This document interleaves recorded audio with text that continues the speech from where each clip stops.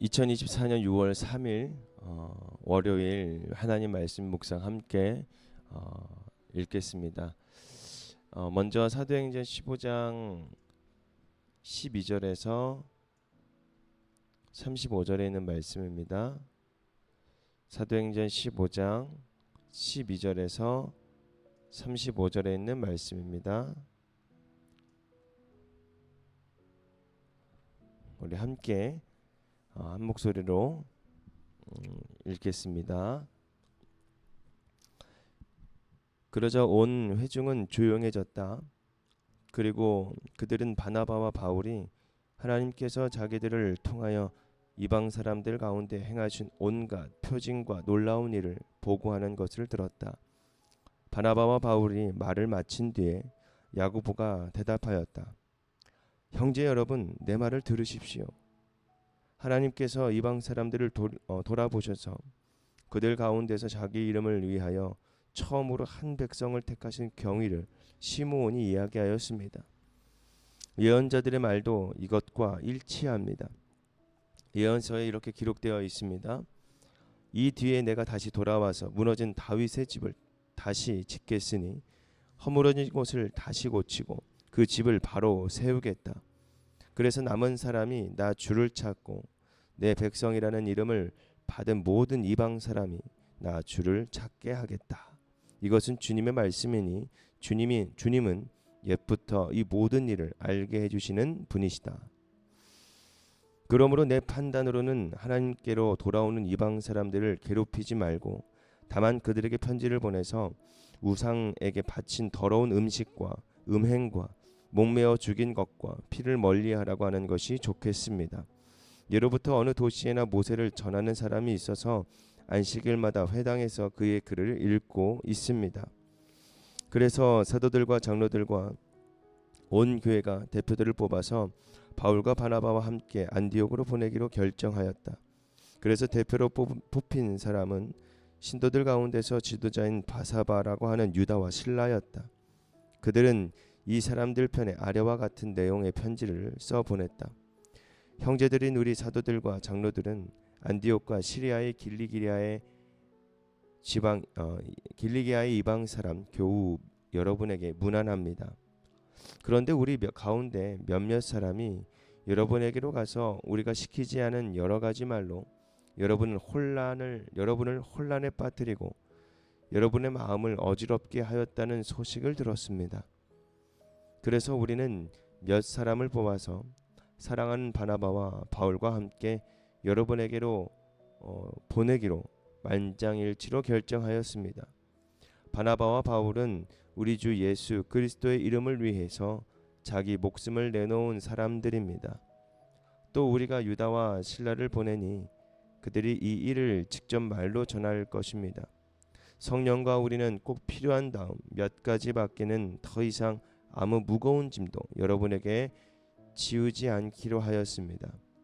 여러분은 우상에게 바친 제물과 피와 목매어 죽인 것과 음행을 멀리하여야 합니다. 여러분이 이런 것을 삼가면 여러분은 잘 행한다고 하겠습니다. 안녕히 계십시오. 그들은 전송을 받고 안디옥에 내려가서 회중을 다 모아놓고 그 편지를 전하여 주었다. 회중은 편지를 읽고 그 권면을 기쁘게 받아들였다.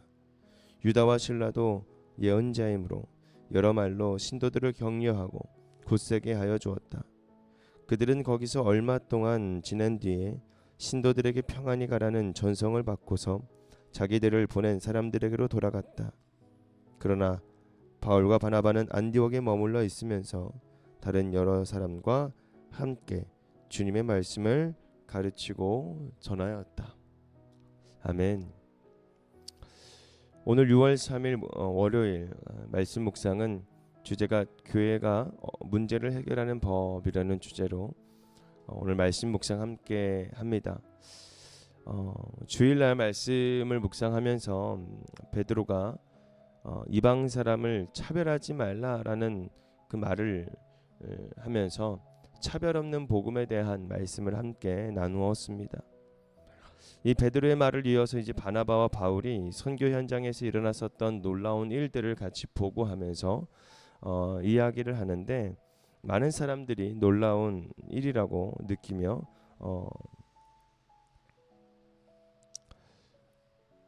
이제 그 일을 보고서 있었던 일들을 이야기를 하죠.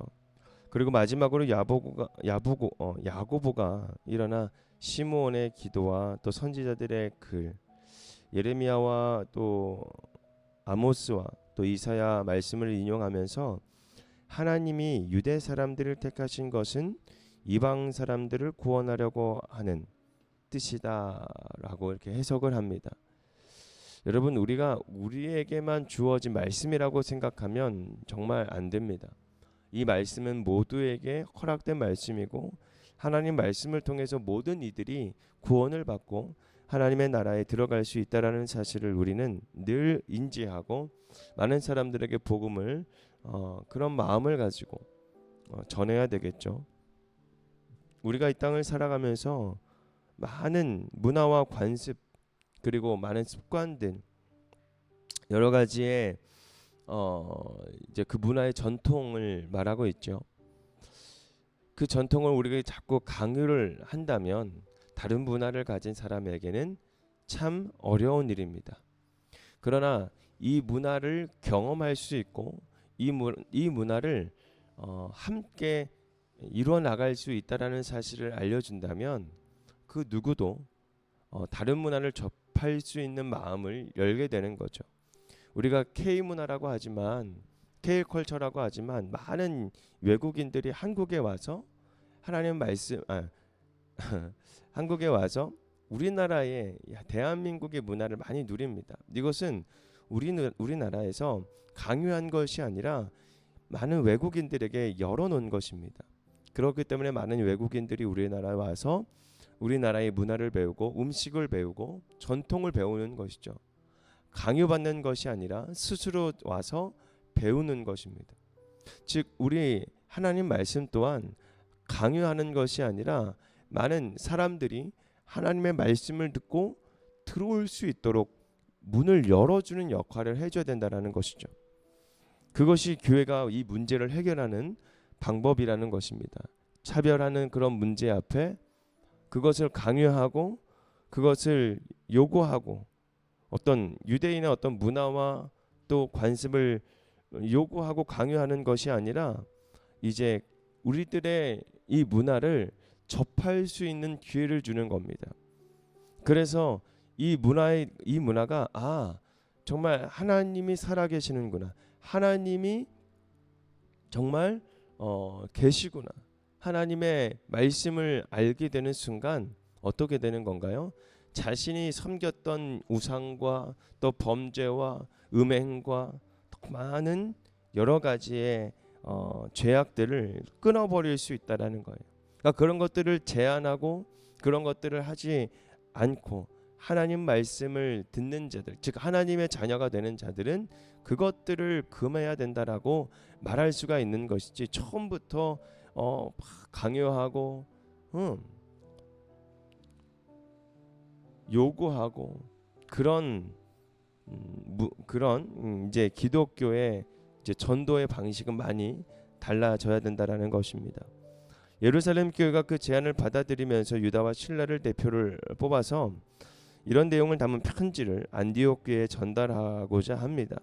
그래서 이 편지를 받은 안디옥 교회도 예루살렘의 교회 권면을 기쁘게 받아들이면서 이제 유다와 실라가 그 성도의 가운데 그 성도들을 격려하면서 이제 다시 되돌아가고 바울과 바나바는 안디옥에서 계속 그 말씀을 가르치게 되죠.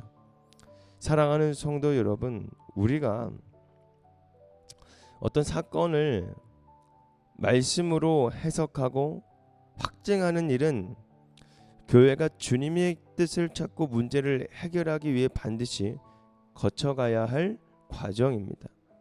말씀을 묵상하면서 과연 나에게 어떤 일이 일어났을까에 대한 생각을 한번 해보십시오.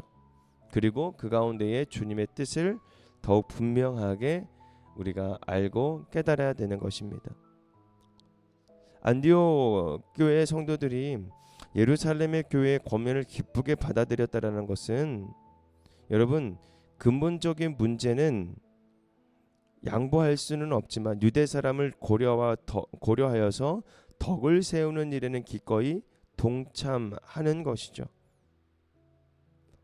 공동체나 어떤 직장 그리고 학교에서 그 그리스도인들이 반드시 고수해야 할 것과 또 양보하고 배려해야 할 것이 무엇인지 우리가 늘 살펴보아야 합니다.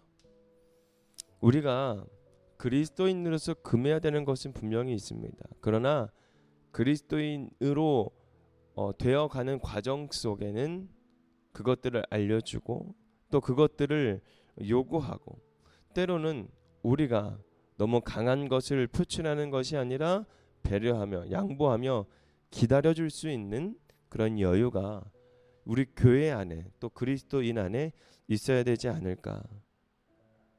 당장 이 문제를 해결해야 된다고 하면서 당장 뭔가 강요하고 요구하고 바꾸려고 하는 그런 것보다 조금 기다려주고 조금씩 변화하는 그런 과정 속에 응원해주고 그리고 위로해주는 그런 역할을 또 우리가 또 교회가 해야 되지 않을까 하며 오늘 말씀 묵상 마쳐 보겠습니다.